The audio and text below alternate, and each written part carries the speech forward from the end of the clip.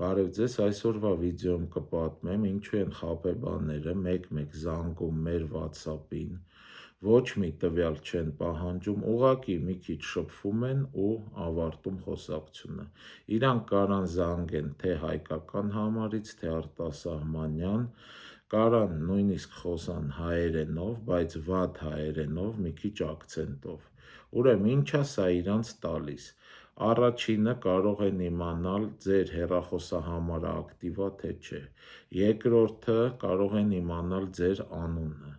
երրորդը այդ խոսակցության միջոցով հասկանան դուք վստահող մարդ եք թե չէ,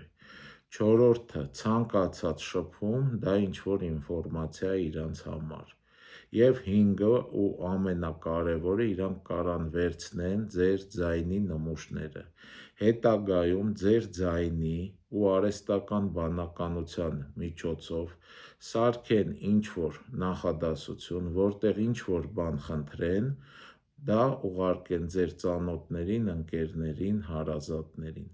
Դրա համար, եթե ձեզ թվում է, որ ձեր հետ խաբեբա է խոսում, ուղղակի անջատեք, էլ մի շարունակեք խոսակցությունը։ Այսքանը բաժանորդագրվեք YouTube-ի Արման Մանասարյան ալիքին և լայքեր դրեք։